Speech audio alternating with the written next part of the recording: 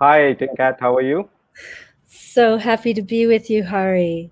Thank you. Thank you so much for accepting to be with us all the way from Alaska. And now you're in Colorado. I must thank you from bottom of my heart to allocate 60 minutes of your time to discuss about the core important topic, climate change.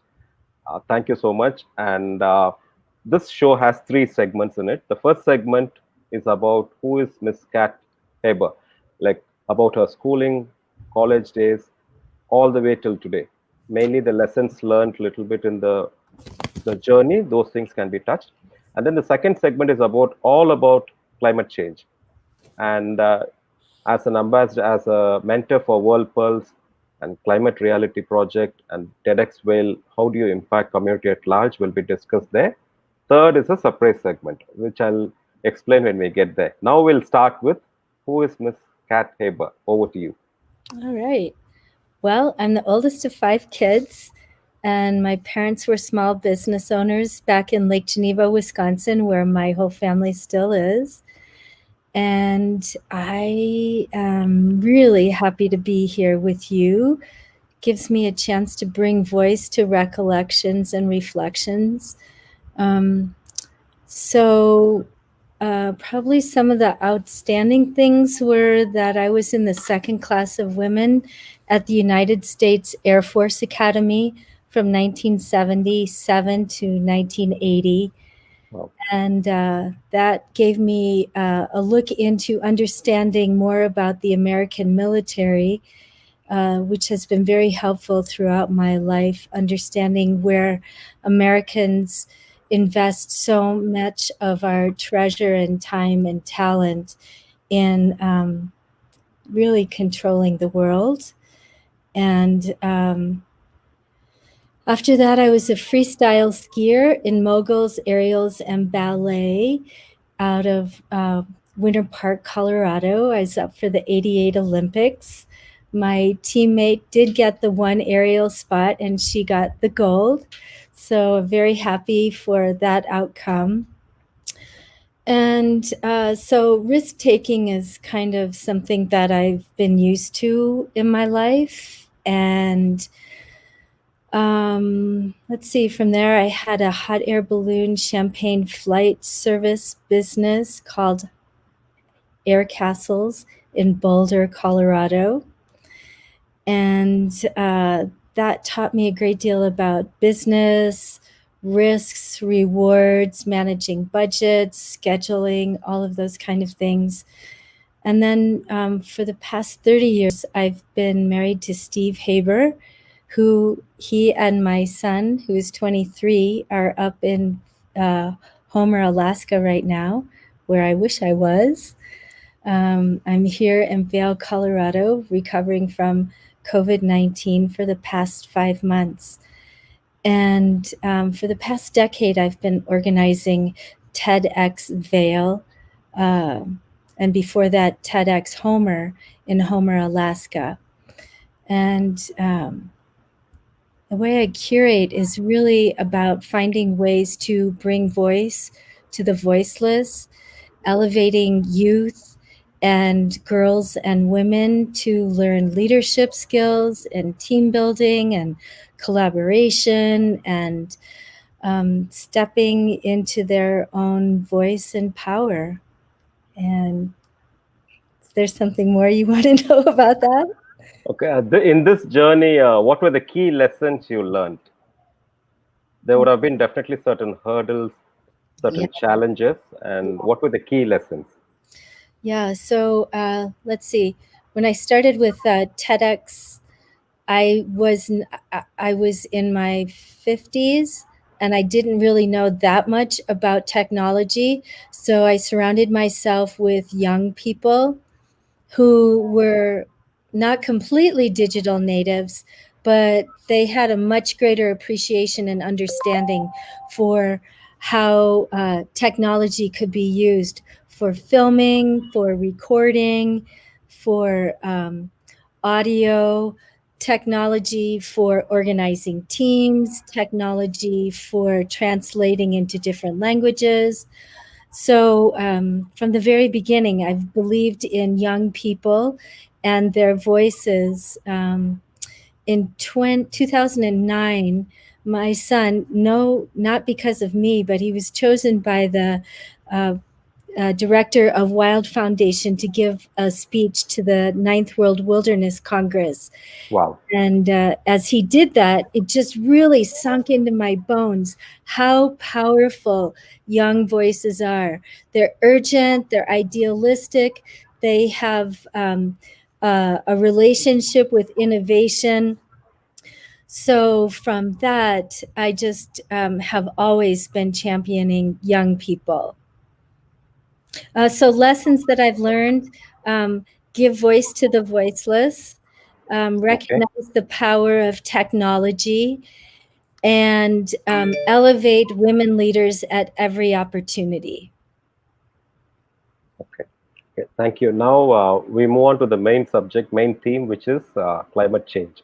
Yeah, We'll start with what is climate change to you, and then we'll go step by step. So I'll start with that question.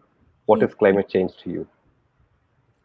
For me, climate change is just simply loving the places that we're in, taking care of Earth, noticing nature, protecting our water, our air, our soil so that we have nutritious food. Um, Climate change seems to be coming to the forefront now that we're slowing down in this pandemic pause. Yes. I've noticed that people are noticing nature. They're hearing birds chirp. I, Correct. I myself have become a cloud grazer. I love Okay. looking at the clouds. Um, so, climate change is one of several existential threats that humanity is facing currently. And it's the basis of almost every other crisis. The current pandemic is a zoonotic occurrence where a wild animal was in a wet market, and that virus probably jumped from a horseshoe bat to a human. And then from there, human beings were vectors and spread that disease throughout the world. So this pandemic pause is caused by climate change, human beings being in places they don't belong or doing activities that we probably would be better off not doing. Things like drilling for oil and gas, things like cutting down the Amazon rainforest. Right now, if just 20% more of the Amazon rainforest is lost, it will flip from being a rainforest, which is a carbon sequesterer, to a savanna where it will be a producer of carbon. So many of the ecosystems on the planet are threatened now, largely because of human activity. So, things in Alaska that I can report to you, that salmon streams are Yes. now so warm that 1/3 of the salmon streams in the Kenai Peninsula, where I live in Alaska, Mhm. too warm to sustain salmon spawning. Oh, good. We are losing a great deal of ocean ice. When that ice goes away, the white reflectiveness turns to a dark sea color. And that ocean amplification Yes. is a reinforcing feedback loop for ever greater temperatures in the Arctic Ocean. So Okay. there are dozens of these indicators that I could share with you. Really, Alaska is what the rest of the world can expect in the near term. So it is for us to really sit up and notice, not only do we need to take care of our own health, we need to take care of the health of our planet. Um, so I'm a climate reality mentor for Al Gore's project. We Okay. just trained 10,000 people last Okay. week online. Yay. Okay. And August 28th through September 3rd is another Okay. training. So if that interests you, and I hope Definitely. that it does, the Definitely. more we know, the more we can take care of things. True. Thank you. And tell me about this World Pulse. What is it about, and how do you impact community at large? Sure. So World Pulse is an online community of 70,000 emergent women leaders, largely in areas of undeveloped regions. And they are learning to write and take action and model community change where they live. So everything from girls' education, women family planning, community resources like wells, innovations like solar energy, um, rethinking the way in which we govern our communities, women stepping up into power and learning from each other. So you can find stories that they write on worldpulse.com. And please do go there, encourage these women because they are taking big risks, standing up and rising outside of the norm to benefit their communities, their families, themselves, and really ultimately combine those 70,000 women, the whole world. Excellent. Okay, now what are the areas where people have to be really careful when it comes to? You can tell on a macro level because like a different country pattern, and what is globally observed by you, Mhm. and what areas are actually impacting, and what could be the solutions for it. Well, last year was a year of great fires. We saw so many hectares destroyed in Australia, Correct. huge fires in Alaska. Big, so there's extreme weather occurrences right now. So I feel like the most important thing we can do is to recognize that we are a part of Earth. We're not separate from, and it is not our place to dominate each other through war or um, other species by killing them. So I would say an important piece is to just have an extreme reverence for ourselves and for all life on Earth. So, how can that be done tactically and practically in our communities? Yes. Get involved in the governance of what's happening. Don't leave it for someone else. Find out, be informed, notice what's happening in nature. If you're living in a city, notice what part of nature still remains there and how can you help that along. Grow trees, plant gardens, drive electric vehicles if you have to drive. Rethink, reframe, redesign life to be simpler and more reverent. Okay. And when it comes to students or individuals or youth, any sector, any age group, if they want to contribute, are there any courses or any kind of trainings which is given by climate reality kings or any other areas where people can come and learn? Because basic understanding is there, and of course people can find it from Google, but then better to learn from the experts and then practice in their own place. Yeah. The nice thing about the climate reality global training, if you Google that online, is that you'll be much more aware of the global impact of climate crisis, and you'll understand the emergency nature of actions that need to be taken right now. The good news is there is a big shift occurring right now.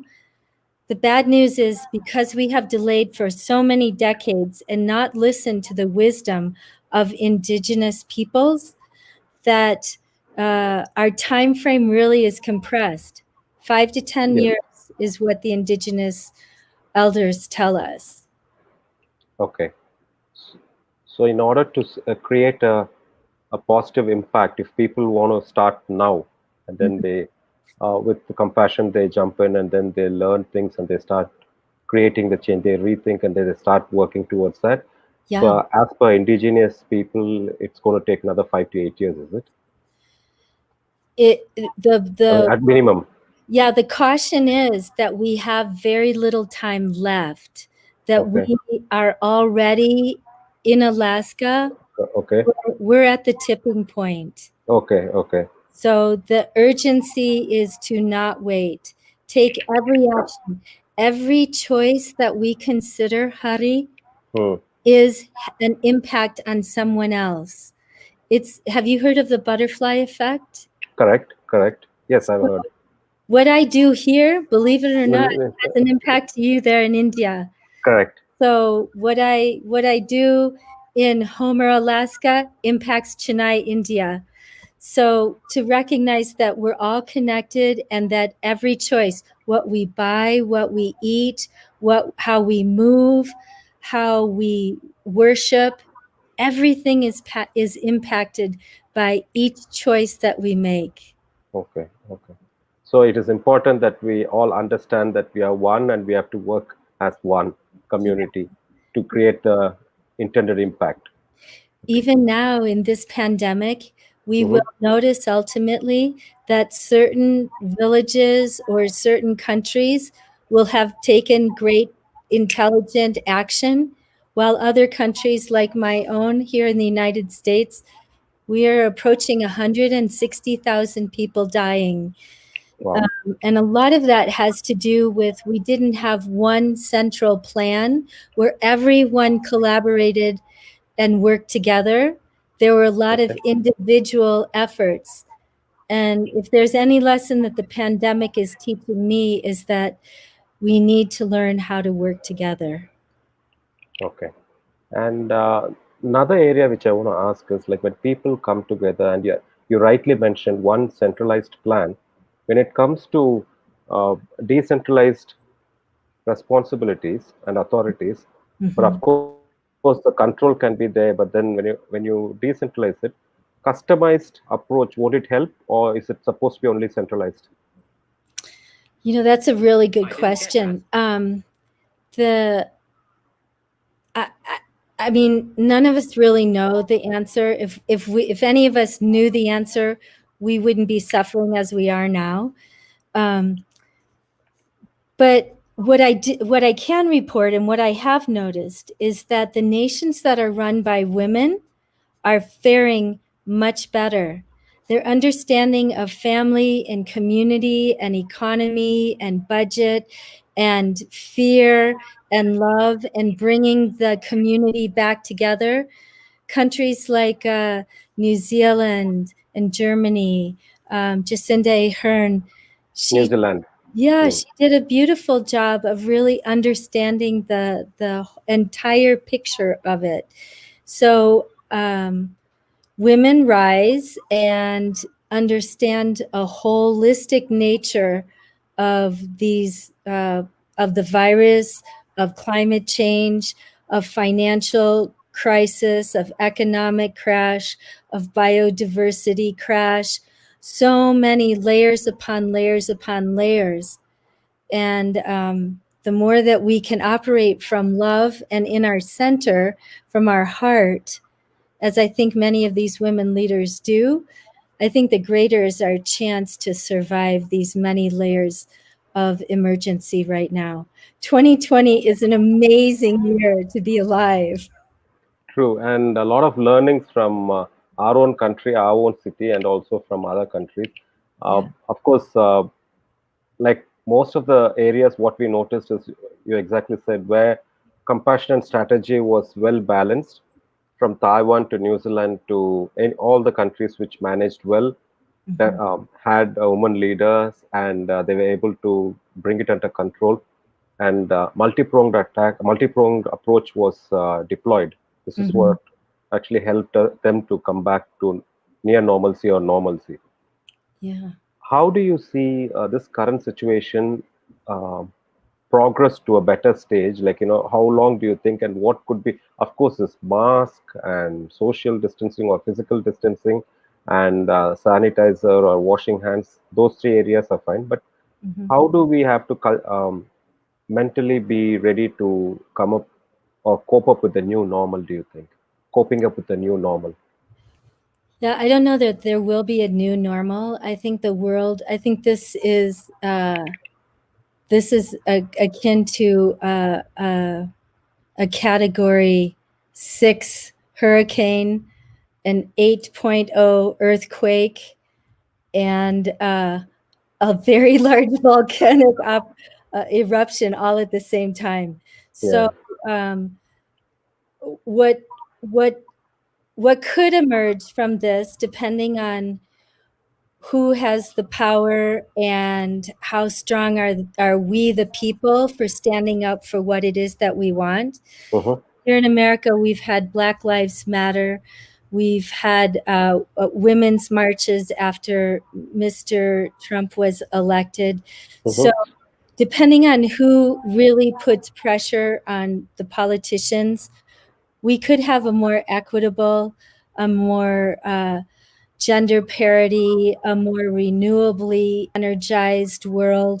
There are many, many things that we could rethink and reframe. And there's a lot of work that's been going on in all of these areas, from economics to spirituality to social organizing to architecture to food production to art to science, technology, stories, education. There is no arena that will not have been disrupted from this moment.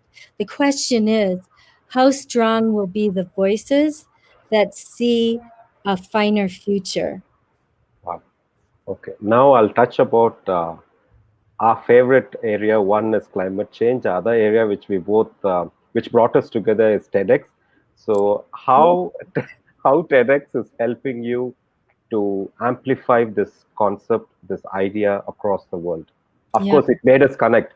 That part I agree. But then, how does it help resonate worldwide? Well, TED was disrupted this year as well. Mm-hmm. So just before they were going to do their conference, the pandemic hit, and so they ultimately canceled it. 2 weeks before we were to do TEDx Youth at Vail, which is our completely organized by youth with just very soft guidelines by me and another adult or two, but they organize it. All of them are youth speakers. 2 weeks before they were to deliver their event, we canceled it. And we currently have 9 deaths from COVID in our community. And so, for the first couple of months, maybe 6 weeks of the shutdown, I was very quiet and isolated and sleeping 20 hours a day, trying Wow. to recover my own health.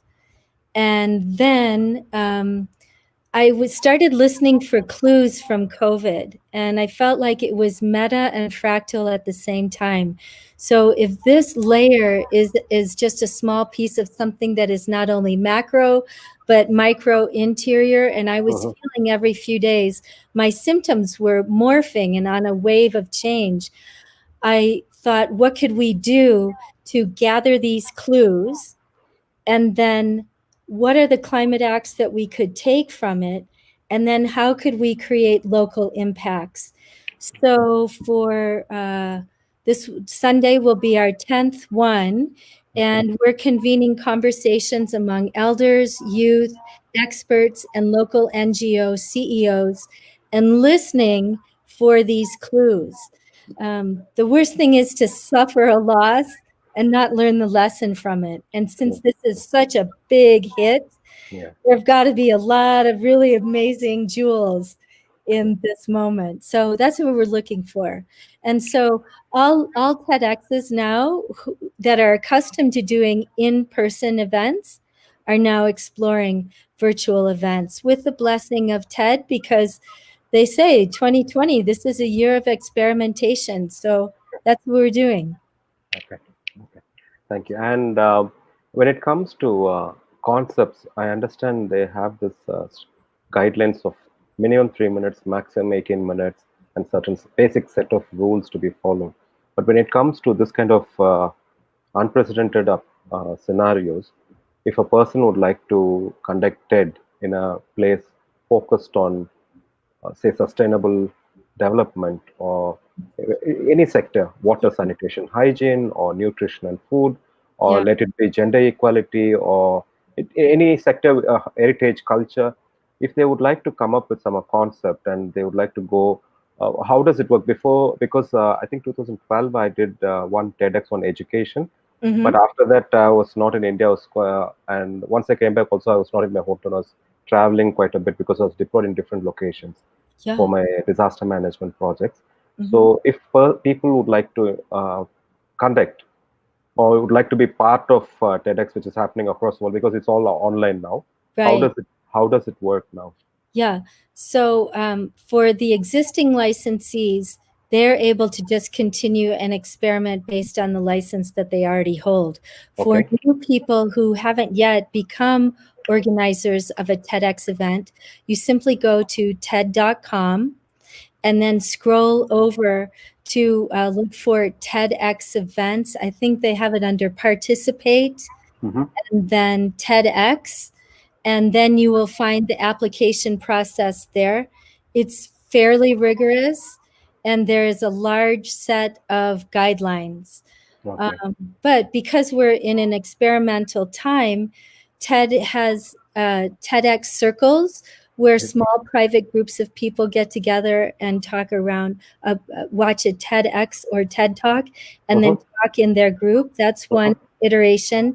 TED salons tend to be around a particular subject with a couple of talks and maybe some entertainment, and it tends to be a little bit smaller. And then Uh-huh. because everything is virtual now, we have on our team people from, we meet regularly with a person from Kerala, India, Okay. Philadelphia, Phoenix, San Wow. Francisco. Yeah, because things are virtual, it has really opened up a very exciting avenue Combination for us to avenues. collaborate. Yeah. Okay. Okay. Definitely. Because I have TEDx education license, Hmm. and which I haven't revoked. I have it from 2012.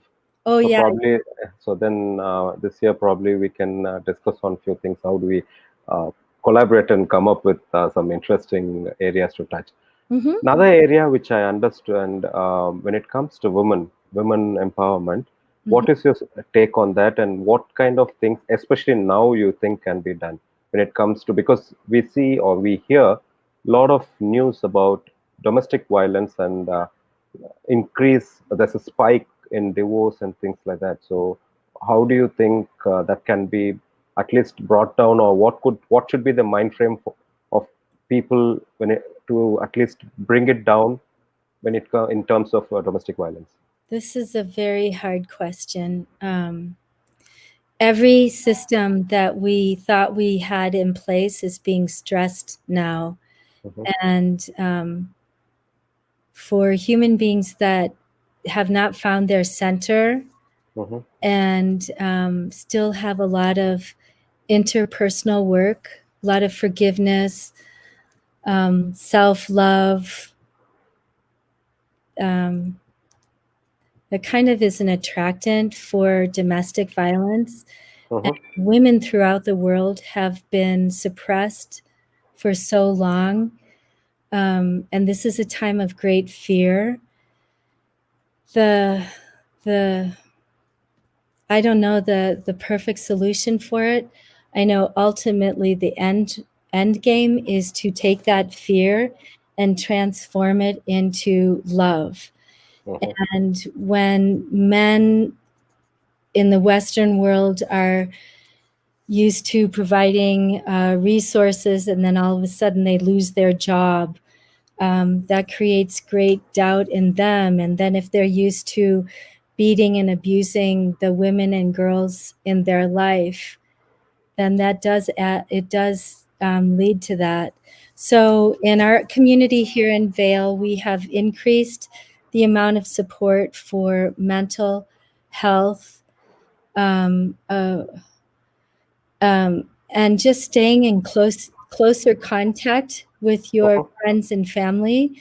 I think Okay. is a good way to do that. I have relatives that are not really coping well, and I text or speak with them probably 20 times a day because this is such a tricky time. I just think have empathy and compassion and be as healthy and as strong and caring as you can be. Yeah, the most beautiful place on earth, the center of our heart is where the life begins. The Rumi quote which you shared. Mhm. I understand, like if people could understand that, then a lot more would be easier, and it's definitely we wouldn't be seeing and hearing what we see about this violence, domestic violence. Mhm. Coming back to climate change, Mhm. would it be better if about climate change subject is included in school level, Yes. helping them understand, like what do you think would be the, like, if we compile, say, set of certain solutions, certain approaches to have a change? Because I was thinking for a long time about, when Japan can teach their school kids about how to be safe during disaster, why not all the other countries, especially with all the climate change happening? Mhm. Because rather than from one disaster to another disaster and then coming up with some new strategies, again something else happens, then again teaching it. So if there's going to be some kind of a standard system in school education, Mhm. and if that is going to be like what I've seen in Singapore, where regular trainings on a weekly basis is given in all housing development boards, HDBs, where all the clusters of people stay, their community level, every week people are trained and they've been told about what are the chances of things that could happen when it comes to disaster management, and Mhm. how they should adapt, and how they should respond, what else they should do as a responsible citizen. This is slowly on a weekly basis it's being told, and that gets imbibed. What do you think could be other solutions from your side? That's that environmental education, in my view, is the one necessary piece of understanding all of us need to have right now. Yes. So even those of us who are researchers and scientists and hold PhDs, the overdevelopment of the mind, but we haven't connected with nature and our hearts. And that disconnect is a piece of not understanding, not appreciating.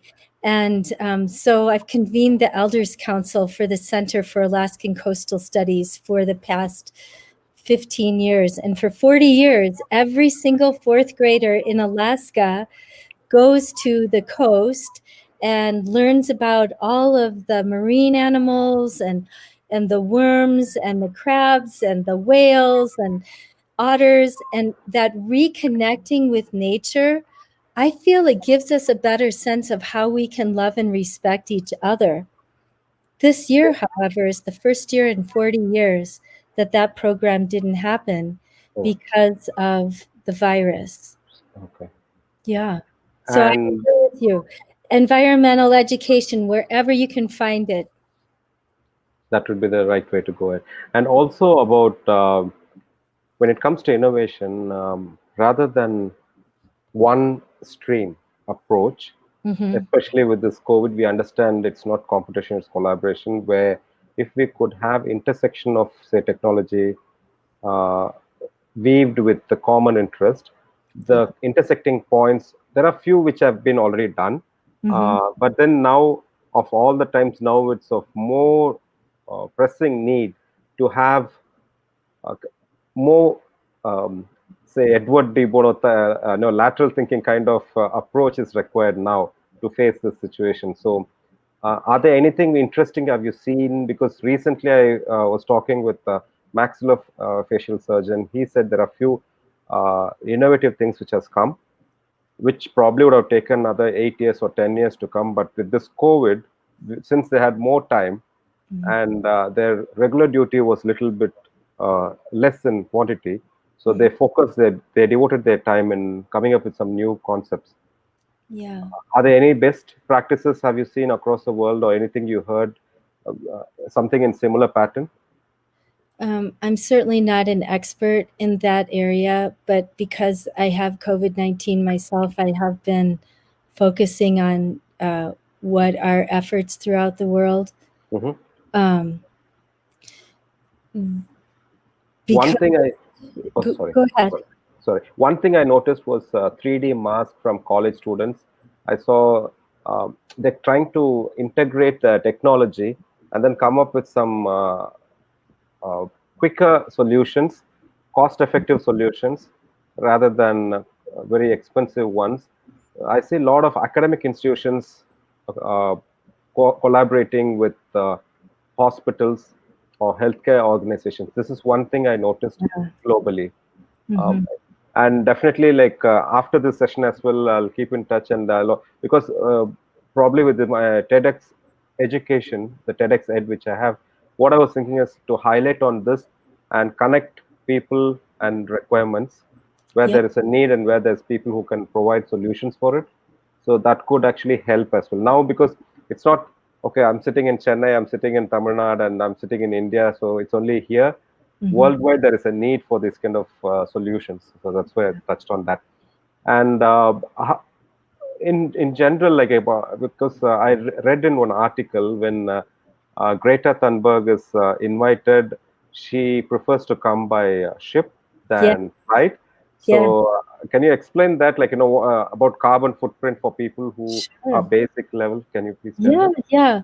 So there are many ways where you can go online and calculate your carbon footprint.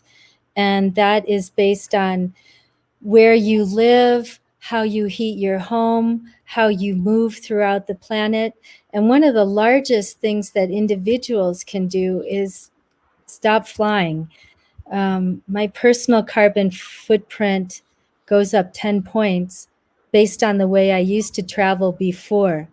Mm-hmm, Now, I tried starting my car yesterday. I haven't driven it in 5 months. I've been isolated in my home. mm-hmm. And so there's no carbon footprint from fossil fuel burning now in my life. So if there are ways that you can move closer to where you work or go to school, that will reduce how much travel you do. If you can fly less or not at all, that will reduce it. If you buy fewer things and consume fewer things, that will also reduce it. If you grow your own food, that will reduce it. There, as we were talking before, every single choice has an impact on something else. So um, I'm trying to think, in Chennai, you have challenges with water. So if you figure out some kind of a water system that is sustainable and renewable, that could have an impact on the other side of the world. So I would say find out what your current carbon footprint is by going to any of a variety of carbon footprint calculators online. And then every day, make another choice, and don't feel guilty that you have a big carbon footprint or that you have a small carbon footprint. Just know that we're all in this together. And the more that we can reduce every day how much carbon pollution we put into the atmosphere, the better will be our chances of surviving as a species. Okay. You were mentioning about this salmon and because of climate change about Alaska. Can you elaborate on that? Because I did read about probably not exactly the same topic, but they mentioned about the quality of salmon which we used to get slowly reducing because of climate change. This is what I read. So when you told, I was able to connect with that. Can you elaborate on that one, please? Yeah. So Alaska is really the last great wild salmon fishery on the planet. And Bristol Bay fishery is now being threatened by a proposed gold pebble mine at the headwaters of the salmon fishery. So if we value the nutrition that we put in our bodies to sustain ever higher levels of energy in our body, then the source of our food matters. If we just live, like when I walked across the country in the Great March for Climate Action, one of my first things to do was to go get food for the 35 people of us. And all I could find was things that were wrapped in plastic or in cardboard. There wasn't a piece of fresh fruit or vegetable in the entire store. Oh, And The same is true for the fish that we source. Farmed fish is not the same level of nutrition as our wild caught fish. And so when if you are still a fish eater or a meat eater, the less processed that source of protein is, the better it is for your body. Mhm. So rethinking the way we eat and we treat our bodies is a big piece of how we're going to solve this climate crisis as well. Okay. Now we move on to the third segment, the one which I told you is going to be a surprise segment. Uh, Okay. this has some imaginary questions. I love Um, imagination. this definitely then this you're going to enjoy this. You finish your TEDxVail, you help them curate it, and then you come back home, have dinner, listen to your favorite music, you sleep, you wake up in the morning, you become governor of Alaska. Mm. Oh, that's an interesting thing because right now we're trying to recall our governor of Alaska. Ooh, is this the wrong time to talk about this? Okay, maybe since I've started, I'll complete it. Now, Well, if we are successful and I do become governor, then the first thing I would do is I would put women in charge of every single agency and institution. okay, not even a single man, no, all women, is it? You know what? I'd make that flip. Like, let's try it. Oh, We okay, just haven't tried it, so let's see. I'm not okay, saying that women have got it all figured out, but maybe there's some clues there that we couldn't do any worse than we're doing right now. okay, okay, okay. I'll reserve my comment on that. And And put kids on school boards too, and education will change dramatically. It will not look like a factory system where everybody's lined up in desks in a big building. I think I think we can really free our families up from schedules that don't support kids. Like teenagers, they don't want to get up at 7 o'clock in the morning. Their Mhm, bodies need to sleep longer. So, mhm, rethinking a more natural cycle of learning and a reconnecting of the energy and the innate intelligence and curiosity mhm, of children within the community. We have so many layers of so many urgent problems to solve right now. mhm. Pushing kids aside, we need them. They need to move us to more urgent action. And I think you're seeing that with Greta Thunberg. Correct, correct. So that's one area you're going to make change. Good. Now the second question is,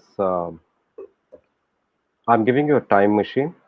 You can go back to whichever year you want, and you Mm. can spend 1 month with your favorite environmentalist. You learn, you shadow, you spend time with him, you learn things from him. You come back to 2020, and all of us we join together, and then we amplify the learnings what you've got. You write a book on it. You're going to publish it, and this will be all TEDx themes across the world. It's going to happen. So, Wow. who would be that environmentalist who would you like to spend time with, or Thank you. anybody Thank, famous?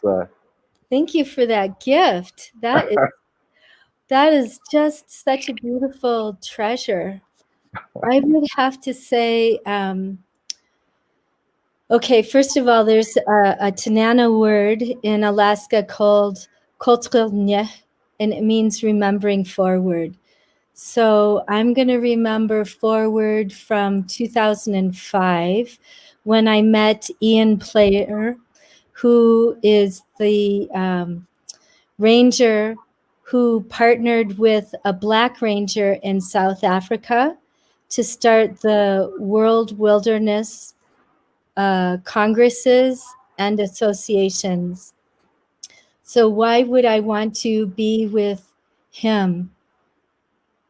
His voice was wise.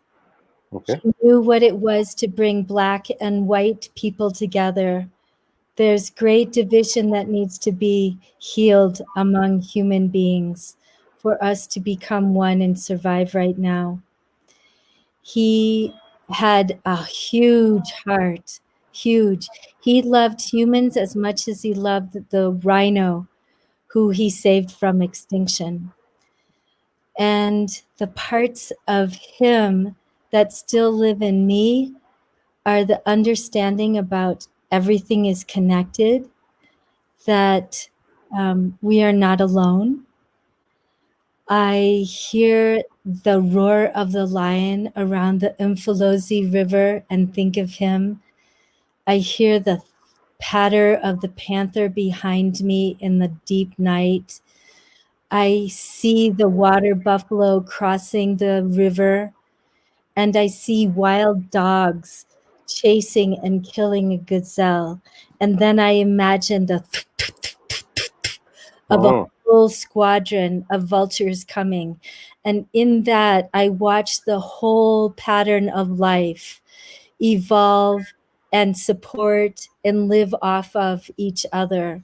And there's great wisdom for us to remember that we are a part of all of this wild nature. Wow. Okay.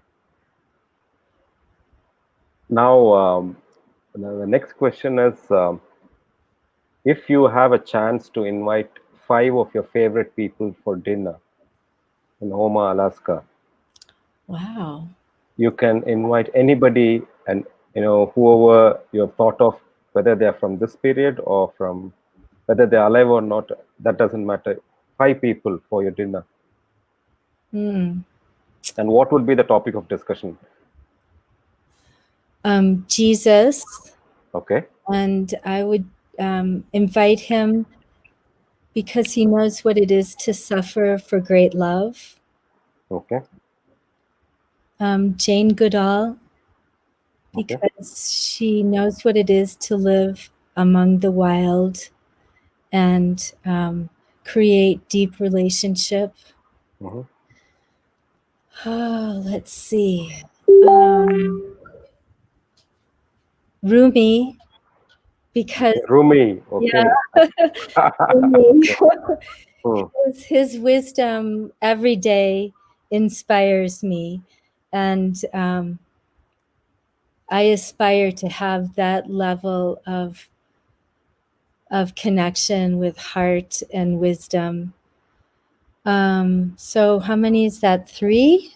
Three. Another two more. Let's see. Maybe Joan of Arc, Okay. because she knows what it is to be a fierce warrior and to stand for Hmm. something. And I feel like young women need to do that right now. This is Okay. the moment. Hmm. And the last one, maybe Buddha. Buddha. Okay. Yeah. Okay. And what would be the area of conversation? Hmm. I think we would probably be talking about love. Okay. Wow. I wish this conversation happens and this dinner event. The this type of people you're calling. We can imagine the amount of energy it's going to create when we have, and especially a theme like love. Okay. Yeah. Now I'm giving you the last surprise question of this segment, which is I'm giving you a magical wand, and with that wand, you can, with one swish, you can change one thing immediately, even before, uh, say, 2020, or even before this program finishes. It's going to change globally. Mm. What's one thing you'd like to see that changed? Well, if I hadn't said about girls or about women being in power in Alaska, I would have said put women in charge. But I think more than that, I think if we human beings could feel that we were enough, that we had enough, that there is enough, that might awaken us to the abundance and the heaven in earth that we're living in right now. No need to compete to get more. No need to show anything off. the ego can take its rightful place and not be out of control. I feel like enoughness would be a good thing to infuse in humanity right now. Wow. Okay. Hashtag you're enough. Okay. Yeah. Thank you. Thank you. Thank you so much. Now we move on to the next area, which is most interesting area. You can go ahead and pay your gratitude to people who have helped you, supported you, guided you, mentored you, basically who have helped you to be who you are today. So Hmm. go ahead and name them and you can pay your gratitude to them. How many hours do I have for this? We can have episodes, but key milestones in life, probably key milestones, because there'll be definitely thousands and thousands of people. Right. We can have volumes of Hmm. gratitude slot, but few people who you could tell from the key milestones.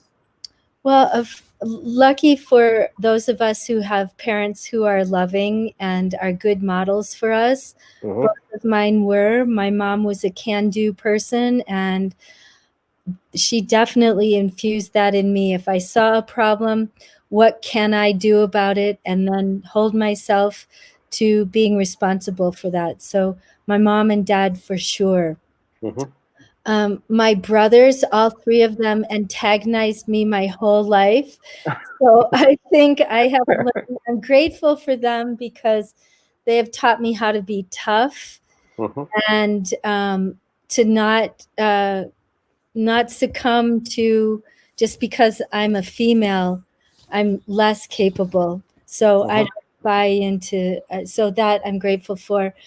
So, of course, immediate family. I have a sister who influences me all the time, and so immediate family. Of course, all of you, I love Okay. and I'm grateful for. And we've been using Zoom to reconnect, and even though thousands of miles separate us, still connecting. My father's 97, so I'm grateful for longevity genes.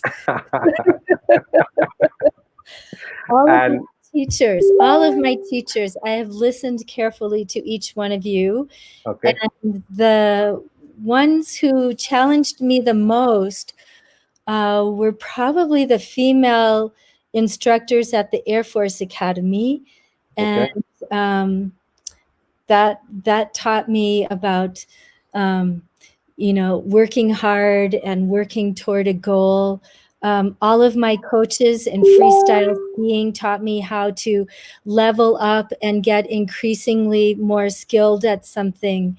My watching my husband in business, taking our company public in '95 when no other companies did, watching my son, the so many different levels of lessons he's taught me.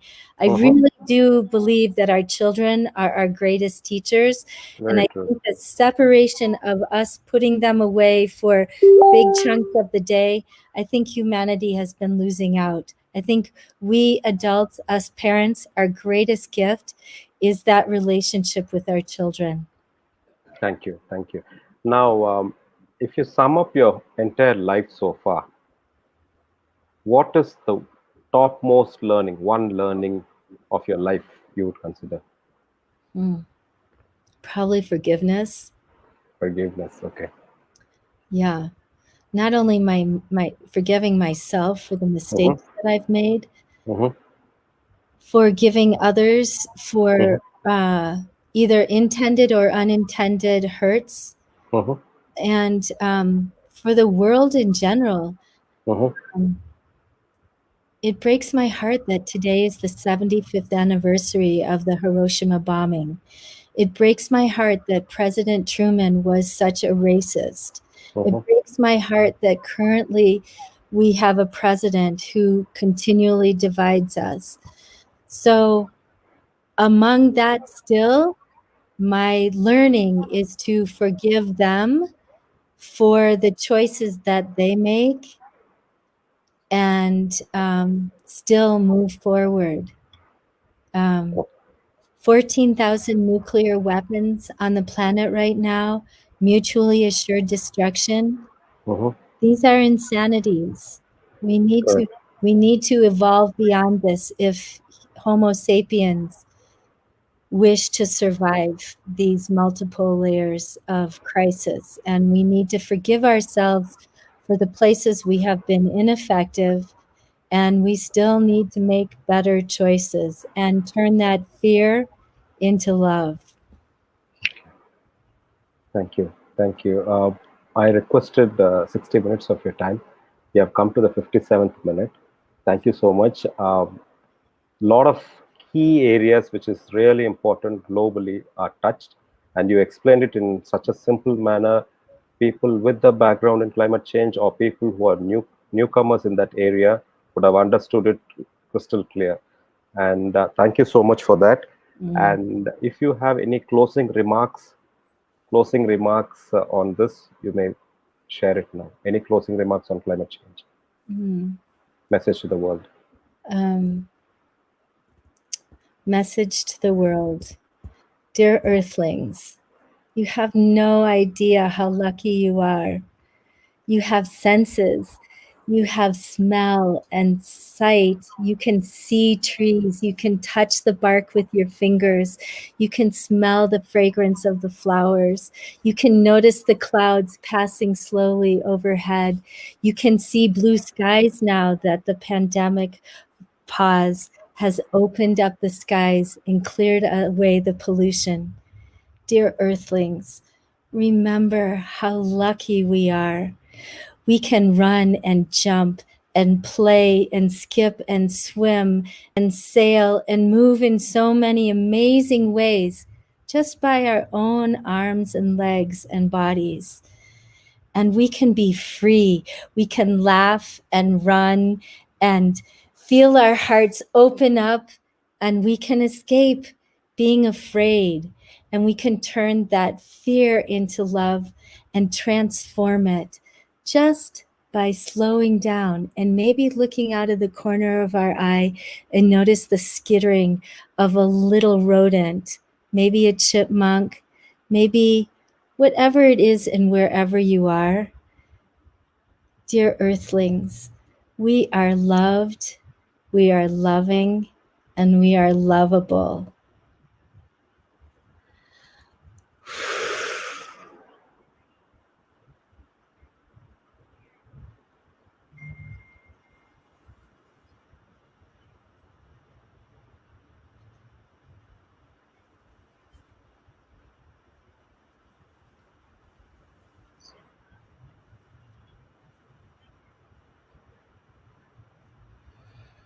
Breathing.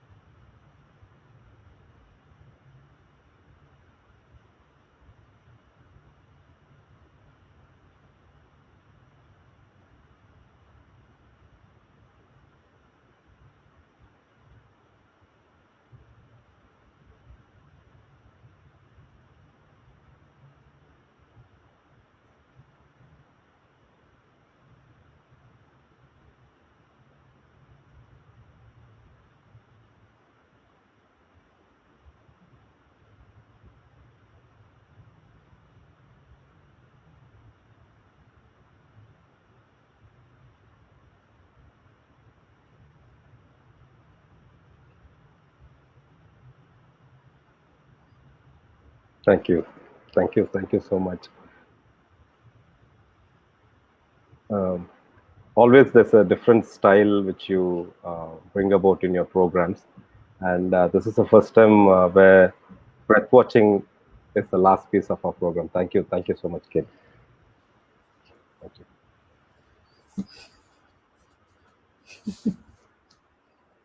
Thank you, Hari. Thank you. That was Miss Kate Haber from Alaska. Now she's in Colorado, but she's from Alaska. As you can see, like every single important topic with depth, but explained in a very simple manner and a very crystal clear approach for people to understand throughout the world. Very strong messages have been shared. You can follow her in Facebook and all the TEDx programs in YouTube. Very, very strong person when it comes to environment and safeguarding and climate change when it comes to the climate change area. A lot of important topics have been shared by her and it's all available online. Please do get in touch with all these kind of important topics. As a responsible citizen, it is our duty to understand and act accordingly. Thank you.